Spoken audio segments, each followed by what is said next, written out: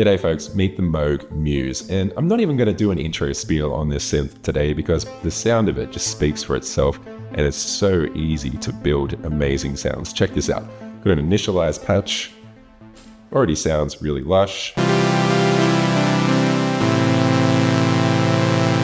Big beautiful poly sounds, but let's build massive unison bass. Bring that filter down, let's go unison, bring that detune up, bring the stereo spread right up.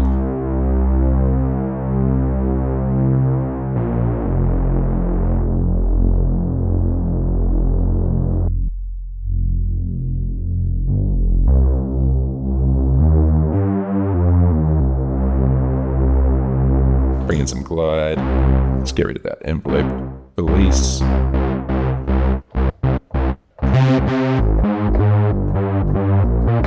Let's bring in some of this overdrive. Whew. Another oscillator. Massive sound.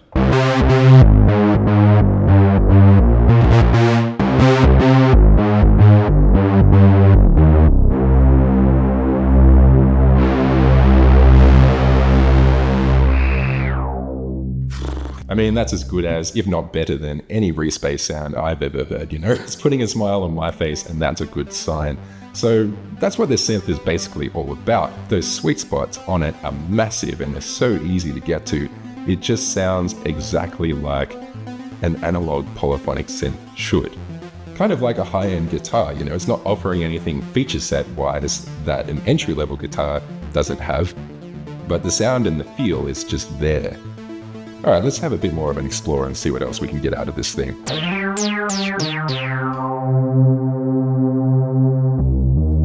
Let's get rid of that unison and do some actual polyphonic stuff. Oh, nice.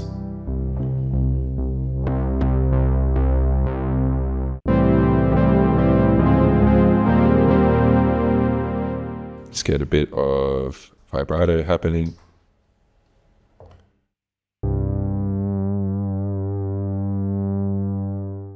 Bit of overdrive.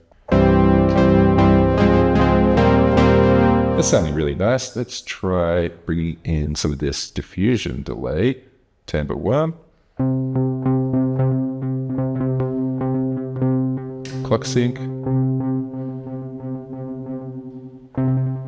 Yeah, nice.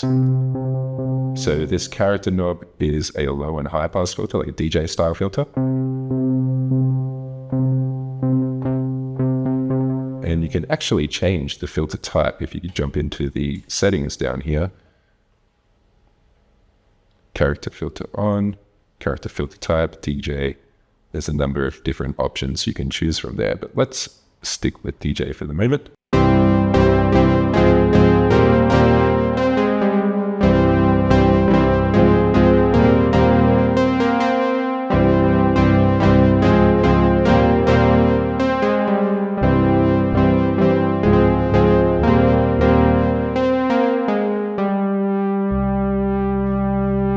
Lovely stuff.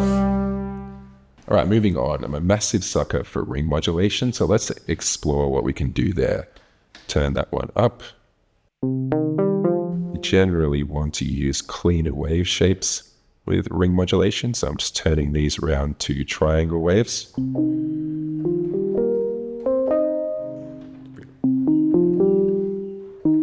Now we could separate these two in tuning a bit.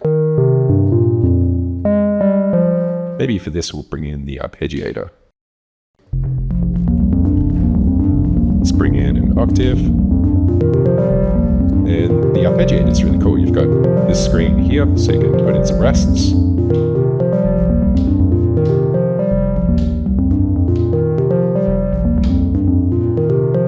Yeah. And something that's really cool about the filter envelope is that you can tweak the wave shapes. Decay, let's make it extra plucky, so turning it even more exponential.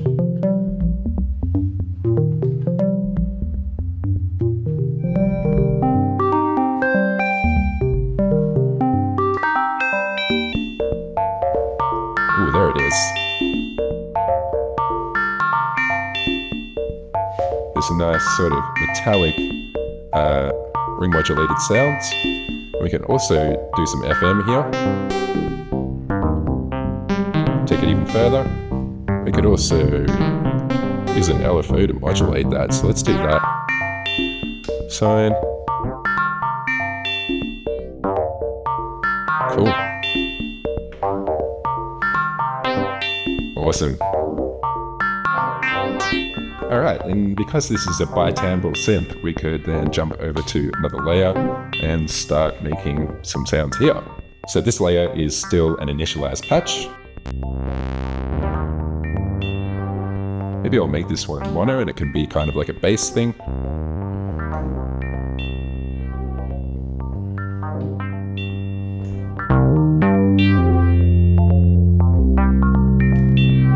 Turn the delay on for this one as well. Let's bring in some filter modulation.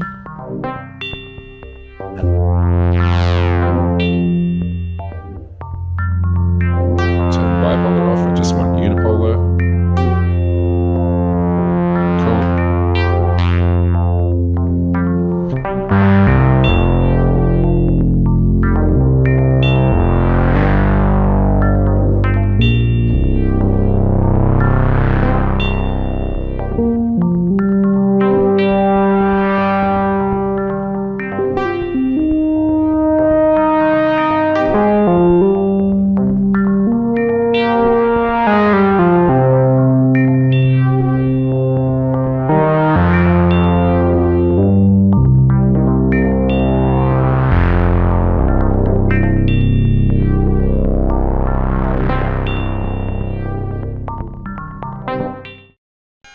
Alright, now that we've got this lovely ring modulated music happening, I thought we better do a bit of a panel overview and give you an idea of what we've got to work with on the Muse. So, we have two main oscillators. There's no wave shaping buttons on these. They smoothly morph between wave shapes. So you've got a couple of dials there and a wave mix here. We've also got sync. You've got frequency tuning, which can go up or down a fifth. And as I demonstrated earlier, you've got FM as well. Over here is our modulation section, and there's quite a bit to work with here. As you can see, this modulation oscillator can be used as a third oscillator, which is actually how I've got it set up now. If we turn it up on the mixer, you can hear that come in. So that's just the modulation oscillator. You got different wave shapes.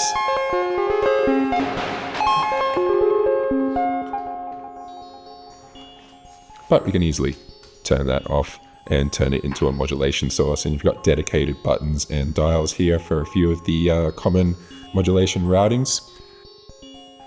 These two LFOs, LFO 1 and 2, they're both identical, and you can clock sync these two. So the other ones you can't clock sync, but these ones you can. And there is actually more wave shapes than meets the eye here, because you've got user wave shape, which has a lot of different wave shapes in it.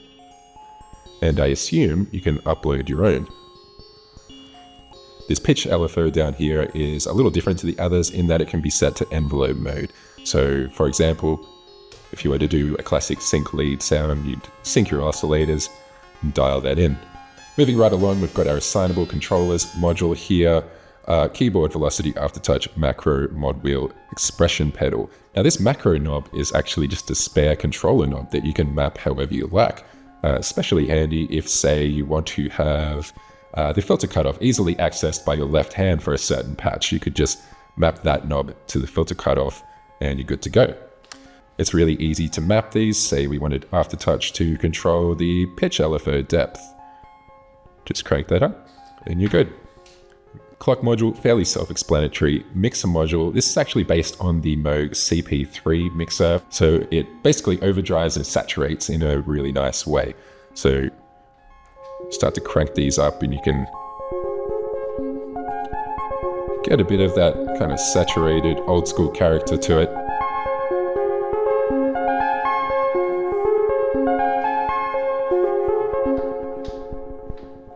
Down here we have our arpeggiator and sequencer settings. We've already played with the arpeggiator a little bit, but we can tinker with it a little bit more. So you can change this to pattern mode, which is cool, and also turn forward and back on. If you jump into the settings, you can see there is a whole lot of options to do with the pattern. Leapfrog forward, leapfrog backwards. The sequencer is really straightforward as well. I'll give you a quick demo of how it works. So let's just go record, play.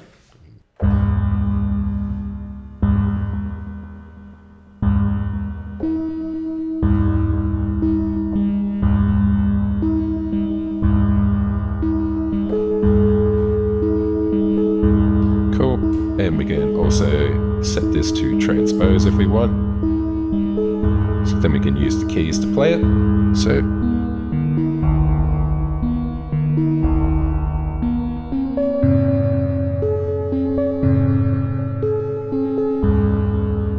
you can actually utilize both timbres within that sequencer, which is really interesting. Like say if you had 8 steps, you could have 4 steps of the sequence controlling timbre A, 4 steps controlling B, or, get creative with that. Moving right along, we have our filter section up here, 2 analog filters. The first one can be changed to high pass, and you can actually set these to series, stereo, or parallel. So a lot of creative possibilities there.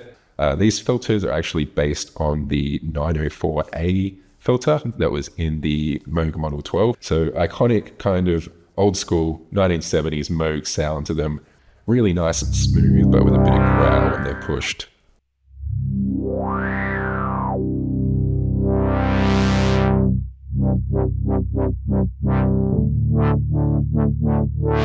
Bring in some overdrive. Really beefs it up. Bring in this high pass.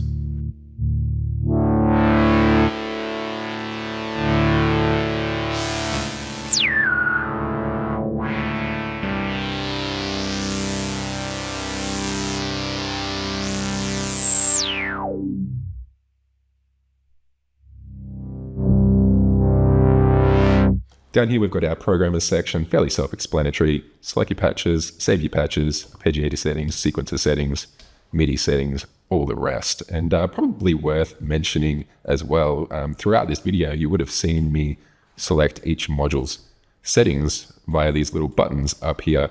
This is a pretty ingenious solution to an ongoing problem with synthesizers. When you have like a really feature-rich synth with lots of settings you can tweak and all that sort of thing, you end up with these enormous menu systems, and it's really hard to find settings that you're chasing. So for each module to have its own dedicated button for settings is awesome and like a really ingenious solution. Filter and VCA envelopes up here. You can set both of these to loop. Cool little addition. And you've got a button to turn the velocity on and off as well on these. Of course, you can assign these to other destinations as well, if you like. Voice control, you've got splits, pretty classic feature for a bi-timbral synth or keyboard. Timbre select, detune, unison and mono, all fairly self-explanatory. We've got a chord learn function here as well.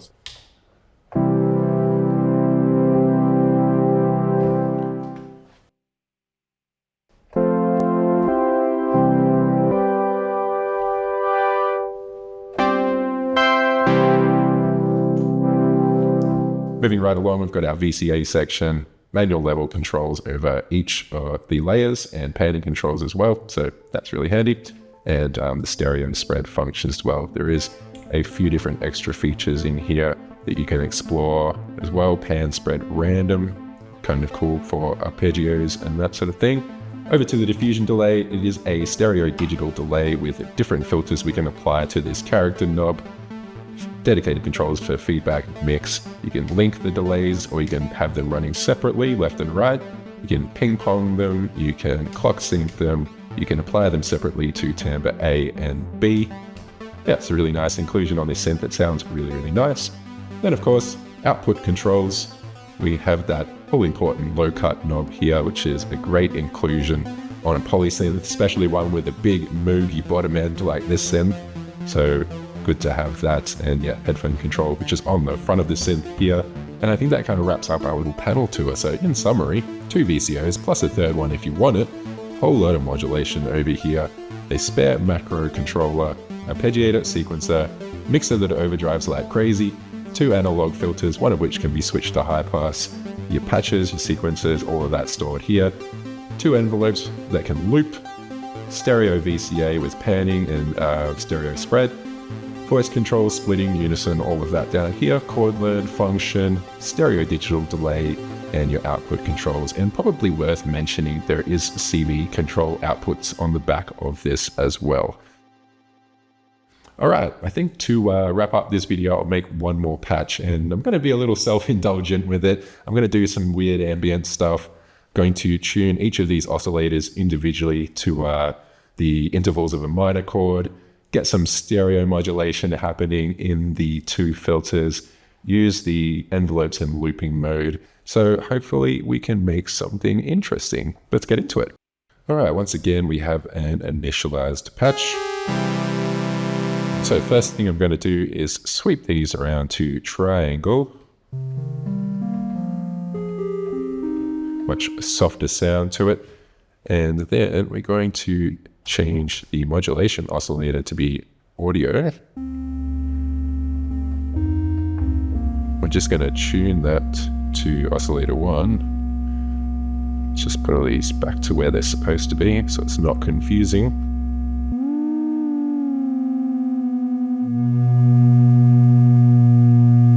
There it is, nicely in tune. Okay, now that that's in tune, I'm going to knock this up a few semitones.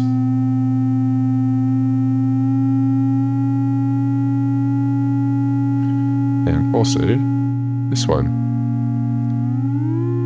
up a full 5th.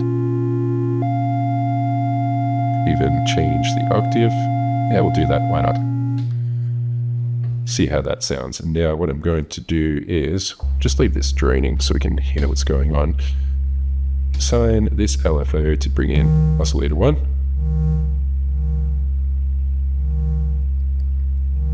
Just gonna make it unipolar.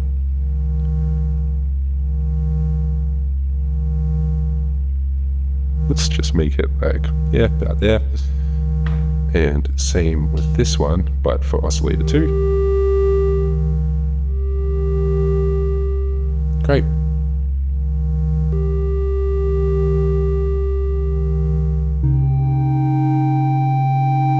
Let's make this more stereo. Turn the diffusion delay on as well.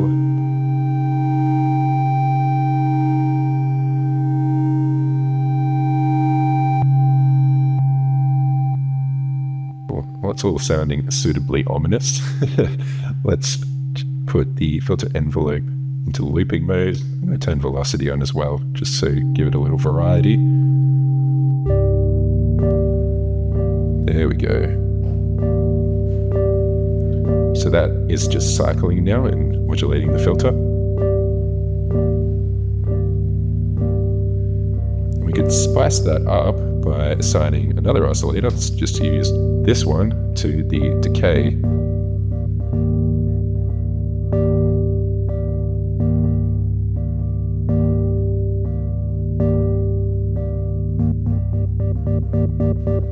Cool, that's fun.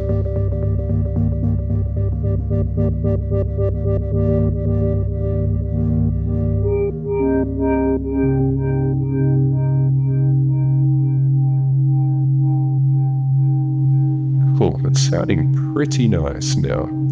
Let's get some stereo movement happening in our filters up here.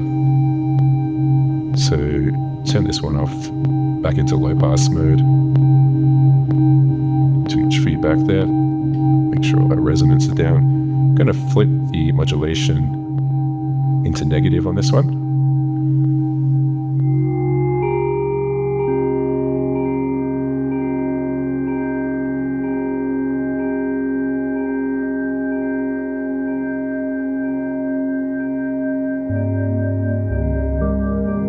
Let's get a bit of overload happening.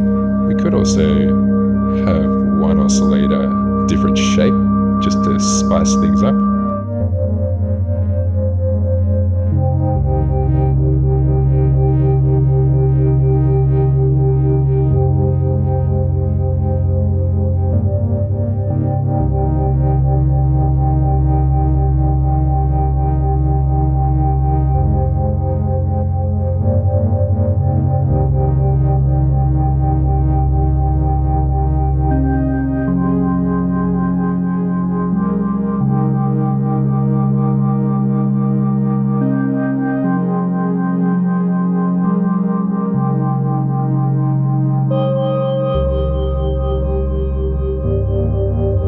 it's kind of working, isn't it?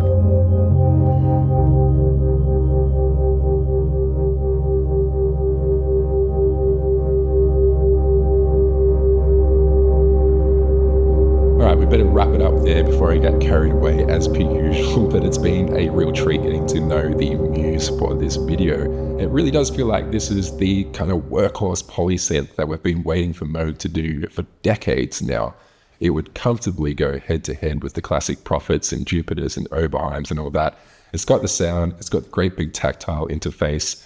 It's a beautiful instrument. So this particular one is about to go out on tour as well. So we are running some showcase events on this and the other latest Moog releases, the Labyrinth and the Spectravox. So if you're going to be in Melbourne, Sydney, Brisbane or Perth in August, please come on down. They are free events and you could win a Labyrinth. So that's it for today. Thanks for tuning in. My name is Mike. This is Store DJ's YouTube channel. Check the link in the description for all the info and I'll catch you in the next one.